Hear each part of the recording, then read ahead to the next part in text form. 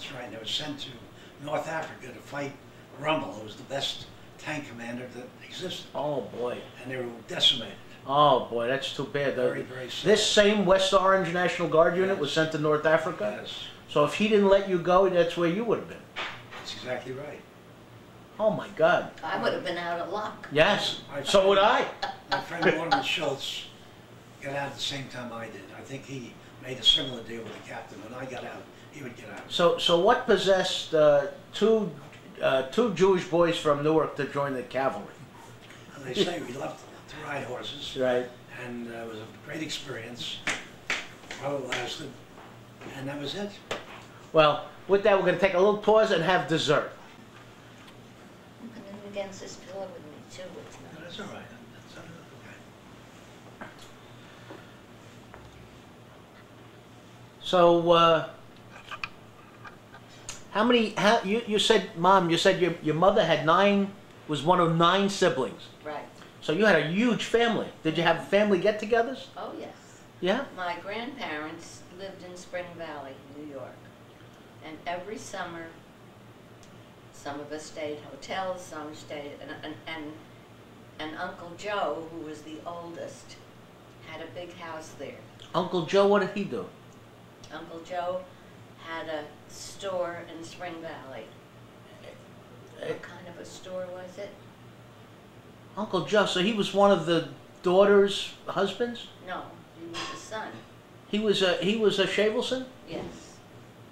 Mel Shavelson's father. Mel Shavelson's father, and Elsie Shavelson's father. He was the oldest? Yes. There There were 4 sons and 5 daughters? no, 5 sons.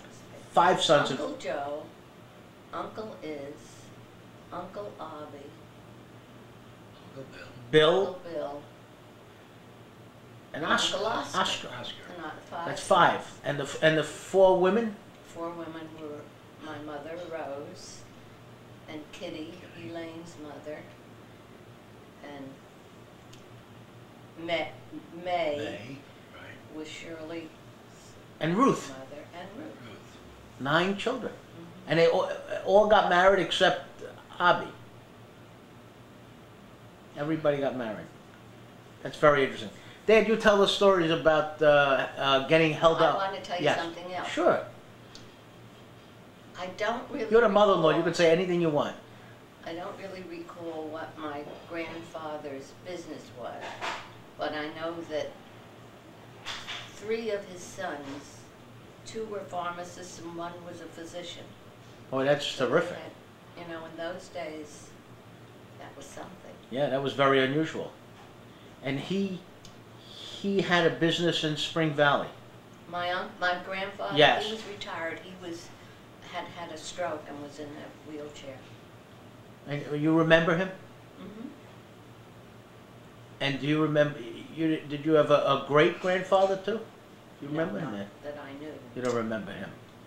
And He probably was in Europe, you know, or from wherever they came. did your grandparents have accents? Did they speak with accents? Do you remember?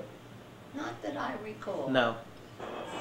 And your mother didn't speak with an accent, No, right? none of them did. And they were in Spring Valley. So what caused your parents to move to New Jersey from Spring Valley?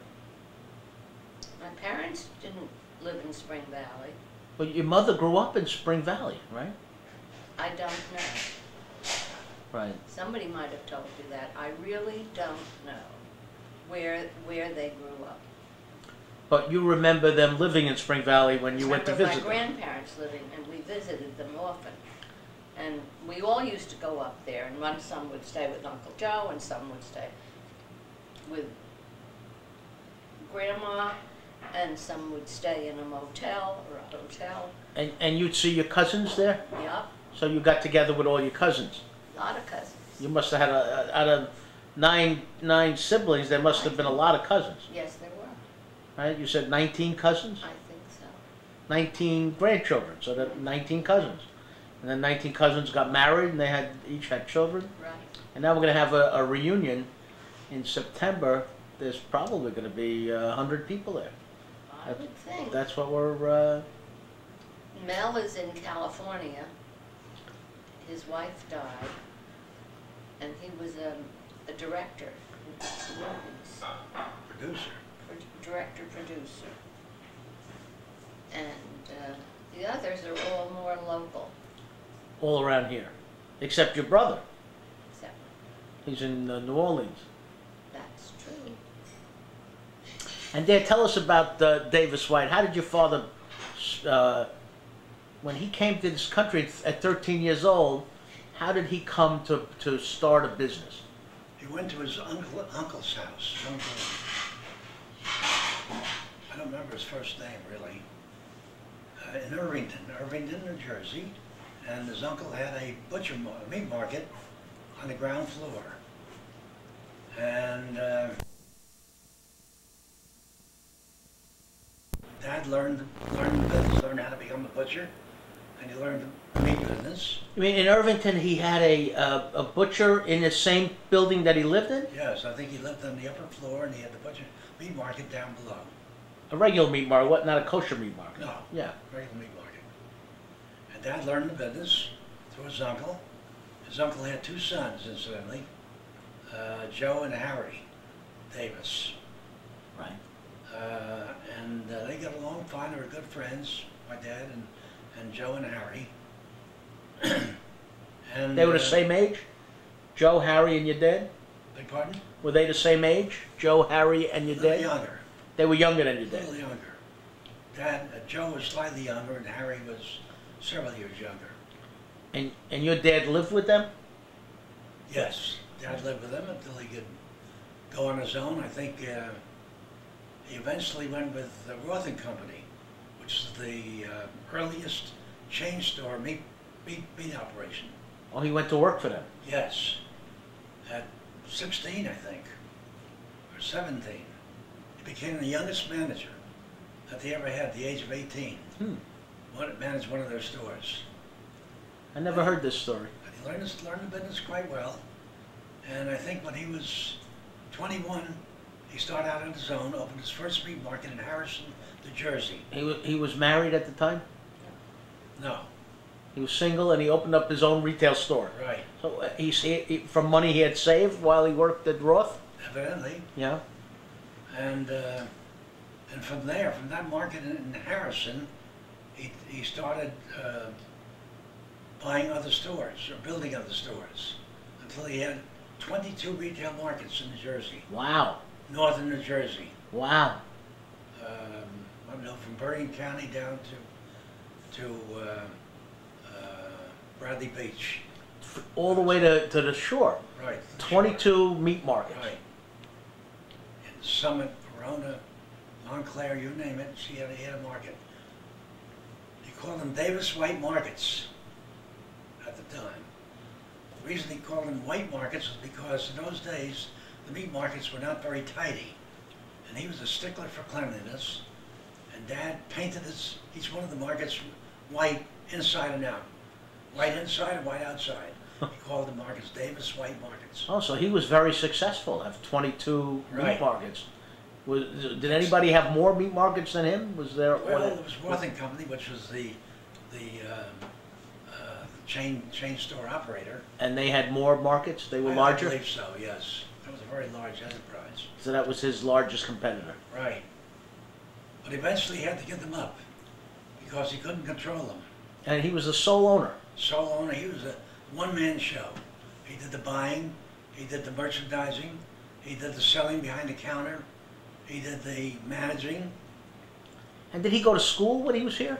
Went to night school Right. to learn English. But That's the only education he ever had. so he never graduated high school, No, never graduated high school. and he was able to finance and build a business at 22 locations. Yes, That's terrific. it is really. That's a really American He dream. was a wonderful man. Yeah, he was a good father-in-law. A very bright man, a good businessman, except he couldn't control the business. One-man show. He asked his brother, Aaron, who he brought over to this country, to be his supervisor to visit the various markets. I don't know how much good that would do, but Aaron just wanted to stay in one place. He was a wonderful man, very honorable, but he just wanted to stay in one market behind the counter. He loved to sell customers. So he didn't want to watch the other managers. No, he didn't want to get involved. So Dad had a bookkeeper. His name was Tom Cacciarelli in those days. Yeah. So it was he and Dad ran the business. And the managers took him over left and right. All right. So it was a cash business. It was a multi-million-dollar business. Those days it was a lot of money. But he was losing money every year. So how was he able to finance the losses? Well, he eventually gave up the stores. He had to give them all up. He gave them, well, he never went bankrupt. He gave them to the manager. He said, Bill, you take this store. Joe, you take that store. And good luck to you. When was that he gave up the stores? I think it was in the 20s, middle 20s. Oh, in the 20s, before you started working for him. Right. So, but that time he was already married. Right. Yes. Right. He married in 1916. 1916 he got married, and when was Bert born? Bart was born, wait a minute now, 1914. Right. Bart was born in 1916. I was born in 1918. Mike was born in 1922. So the stores were given up in the early 20s. In the middle 20s, I would say. So you remember that? You remember him giving up the stores? Well, Because you were only 4 or 5 years old. Yeah. that's right. Right. I first got to know about the business when Dad reverted to one store on Bank Street, which became West Market Street. And there he started a hotel supply business. Out of the one store. Out of the one store, he started doing a wholesale business, catering to food service, So he was doing retail and wholesale. retail and wholesale. He got very good accounts, New Jersey Bell Telephone Company, Public Service, Western Electric, Child's Stores chain, you name it, he got them all. So he was a Very good salesman. Right, absolutely. And that's how he started the hotel supply business. And he called the one store Davis White Market? Davis White Market, that's right. And then it became Davis White Company, didn't it? That's right. After. When we came into the business, I think we made it Davis White Company. When the boys came in, Bert came with Dad first. I guess, He's the oldest. He didn't go to college. 1938, 39. He didn't go to college. Bert, Bert. I don't think he graduated high school, to tell you the truth. He didn't graduate high He school. went to Central High School. He went to Southside first, then he went to Central High School, which is a business school, and never really finished. And he never graduated? What did your parents think of that? He was a great student, Right. and he was a lover. He was, He was a lover. he wasn't a student. He had the girls flocking around him. He's very handsome. Right. My brother Bert. And he went with Dad. They fought all the time. And when Mike was surveyed out of the Army, that must have been 43, 44. He went back to the business He too. went into business, right? And did Mike go to school? Yes. Mike finished college. He started at the University of North Carolina, and I think he finished at NYU, if I'm not mistaken. Same school you went to. Yeah, brother Mike. And me too. Oh, you and both of you went to NYU, Yeah. but not at the same time, right? Yeah, we were there at the Mom and I didn't meet until we had both After. graduated. after we graduated. Right. So, Mom, do you remember your in-laws? You remember Dad's parents? Very well. You remember did you like them when you met them? I liked them and they liked me. That's very unusual. The day I brought Helen over to meet the folks, which was in 41, I forget 41, yeah. which month, we had been at a party. One of Helen's friends celebrated graduation, I think, or something like that. Were you living at home then? Yes. You were living with your parents? South, 845 South 13th Street, Newark. And we finished, and they had champagne at the party, and Mom took a sip, and she got giggly. So that was the day I was supposed to bring You her sure it to was meet just my- one sip? My parents. That was about all she could tolerate. So before we went to meet the parents, we parked, we rode for the house, and I decided to walk around the block a little bit with Mother to kind of cool her off. How long had you known Mom at that point? Well, we first met in May of 1941. I I guess it must have been a few months later. Right. So this was your steady The girlfriend. summer. Yeah. Right. And she was fine at that point, and I brought her up the porch to meet Dad and Mother with a screen porch. And Dad said, would you like to have a drink? Right. I introduced Helen. And Helen said, I'll have a glass of water. So took a sip of the water and went right back into her giggles. I thought to myself, oh my God. But they liked her. They took a liking to her right away. They liked her right away. Right? Well, how could you not like Mom? Right. Right. So, did they get along with with your brother's girlfriends, with Bert's girlfriends too, all his girlfriends? Bert's There was first a- wife. There was a problem there with She was a Mike's Helen too. Oh, right. Bert's first wife was a first Helen. wife was a Helen. And And did you get along with her? No. before we were married, Helen passed some bad rumors about Helen. We almost had a breakup on account of it. She told my folks that Helen never graduated college, that she was a clerk in Gerke's and Elizabeth. Gerke's at the department store in Elizabeth. Oh, that was just a lie. Just bad-mouthed her all the way through. She was a Why would she do that? I had no idea. Whether it was jealousy, I had no idea. Well, she was the only wife at that point. She was like the fair-haired girl. They had a daughter, Oh, that was terrible to say. Suzanne. And, well, being the accountant that I was, I asked Mother if she could possibly show me her graduation certificate. You wanted to see the graduation Love to certificate? see her diploma. Oh my God! I said, why, sure. I don't know what happened in between, but she brought the diploma one day and she threw it at me. She says, here, enjoy it. I think she threw a birth certificate at me too. Oh my! and my high school graduation. Oh my God! Helen also told the folks that she's much older than she said she is. That was another thing. So she threw her birth certificate at Oh me. my God! And the college diploma. So she wasn't nice at all. Oh, No. So I confessed to Helen what the story was. And I apologized. And we got together. Otherwise, she told her mother she's going to tell that louse to take a walk. Oh, sure, that's terrible. And did you ever confront Helen to find out why she? No, Never. wasn't worth they were doing it. divorced eventually. They got After- divorced. After the war. Oh. She consorted with other guys. Bert found out and they divorced. Well, she good riddance. Yeah. And then Bert remarried. Or remarried Phyllis. Right. And did you get along with her? Yeah. In a matter of speaking, somehow the girls ganged up on Helen. Helen was so outgoing and so generous, and they had a conspiracy. Mike's wife, Natalie, was going to be for publication. only for us. You're not repeating it. No, I would never tell anybody. And Phyllis really ganged up against Helen Sure. with my folks.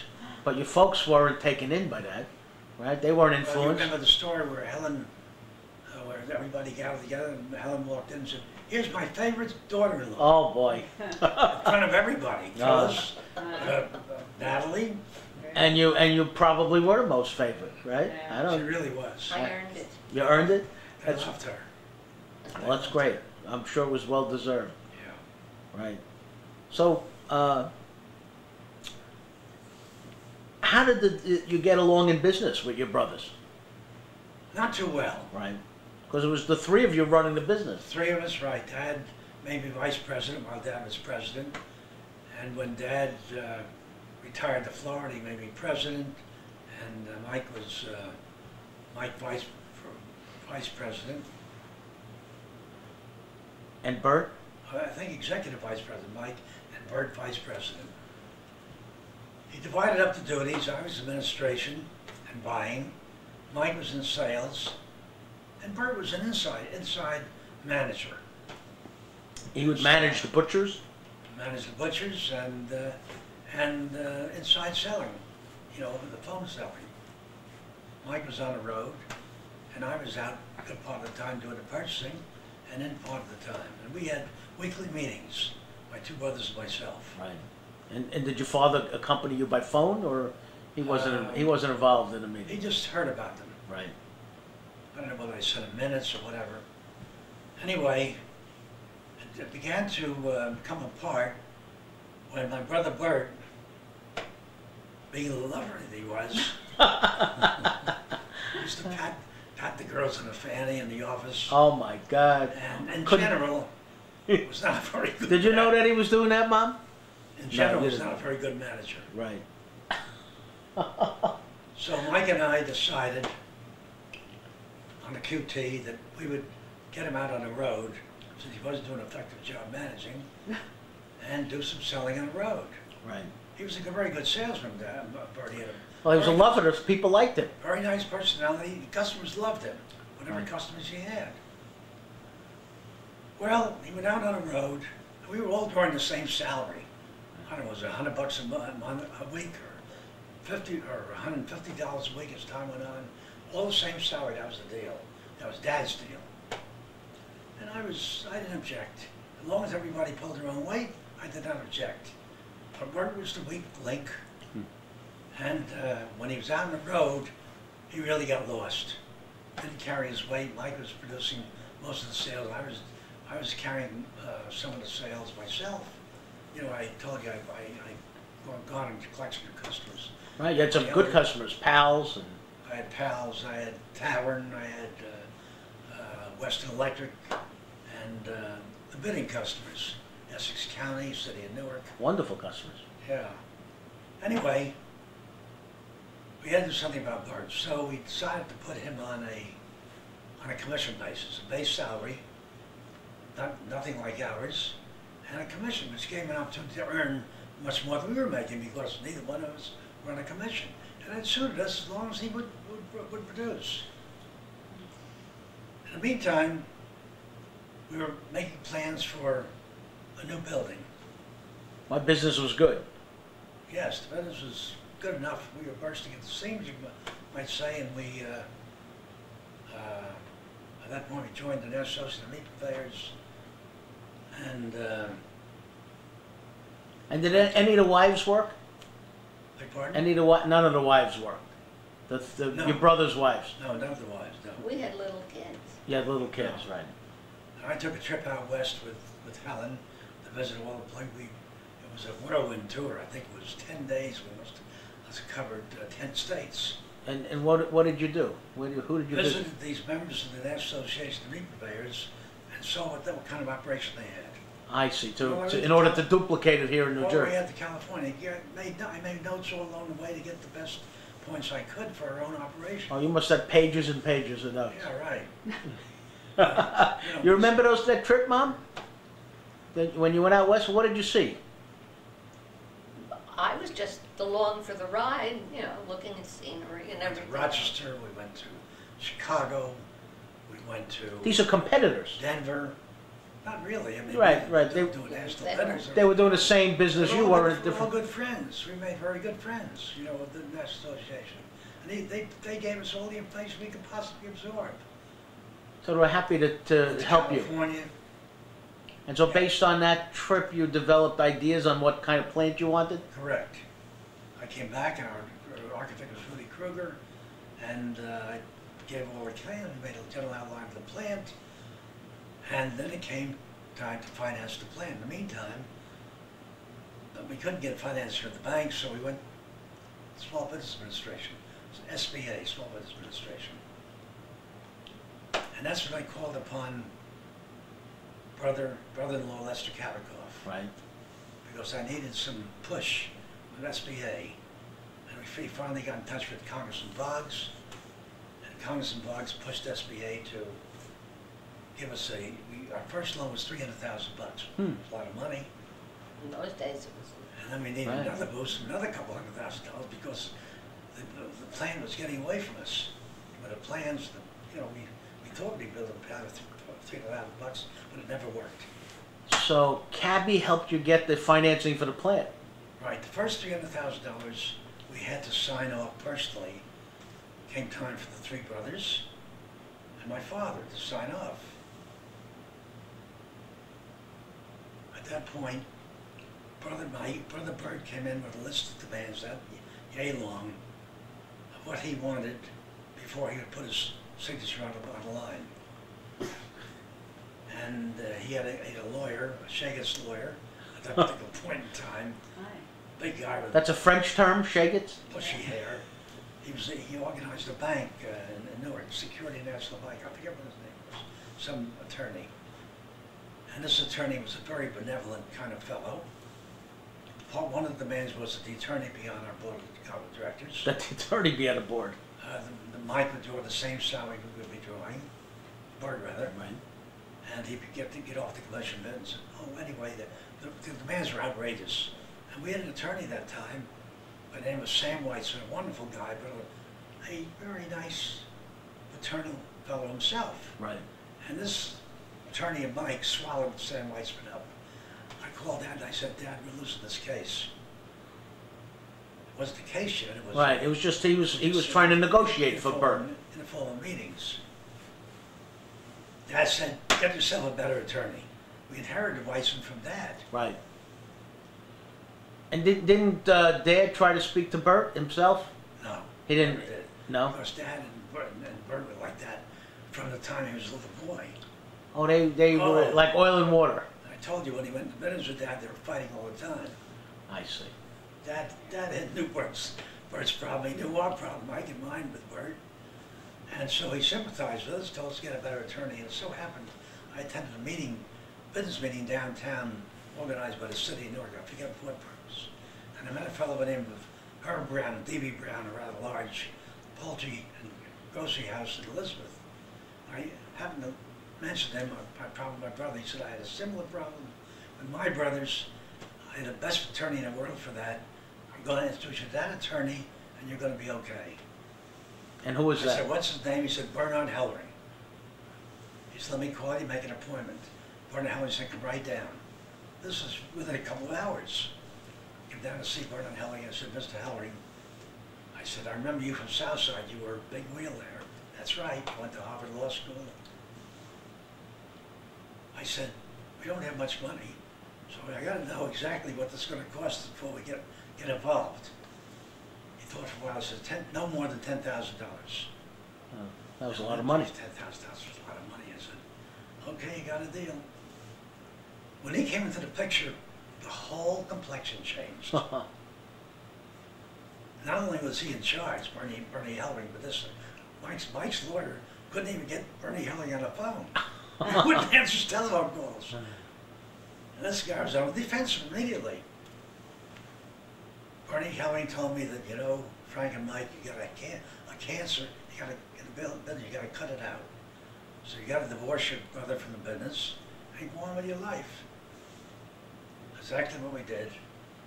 We made a deal with Bert after this attorney came groveling to Bernie Hellring. We paid Bert out a certain amount of money. Oh, so he never signed the loan personally? No, never did, never had to. You bought him out? We bought him out, right. And then they didn't need his Bought personal... Mike out. Bought Bert out? He gave us whatever stock he had, which wasn't much. Dad had the controlling interest of stock. We each bought shares of our own. I think I had a half a share more than Mike did. How did that come about? I don't know, just we bought certain shares for ourselves, and I paid a little more than Mike did for my share, and I got an extra half a share. Which happened to be very critical, half a share as time went by. And Mike didn't realize that you were able to buy a little more to get more of an interest? Well, it wasn't a point at that time. I see. Anyway, here we were. Mike and I bought Bert out. Before we bought Bert out, sorry, I have to interject something. Bernie Hellring said, in connection with this whole deal, we have to get Dad's stock. We cannot have Dad sitting down in Florida with a majority stock and you trying to operate a business here. It's not going to work. Well, he was your attorney, not Dad's attorney. That's right. Right. I had a business psychologist referred to me by friends of ours, Yeah. Debbie and Andy London. I called this business psychologist over the telephone. I said, I'd like to see you. about a problem I have in my business, recommended by Andy Lund, who was a very good customer of his, client of his. He's telling me it over the phone, see if I can help you. I told him the story, he told me a whole scenario that I should bring to Dad when I go down to Florida to visit him. That he's going to have an umbrella security with the contract we'll give him, Right. a contract for life, in return for his stock. So I had the whole thing prepared. I called Mother and Dad. I said, I'm coming down, I want to speak to you. I did, and I told Dad, gave him the whole spiel, and guess who supported me? Who? Mother. Mother. Mother. That was Sam, terrific. Frank's right. Give the boys the stock That's great. and take it, get finished with it. Mother's always right. On that note, we're going to end because we ran out of time. Of course, Dad, So- as lovely as he was a tough cookie. He was a tough cookie. That was terrific. Well, thank you. We need put in another tape. Thanks.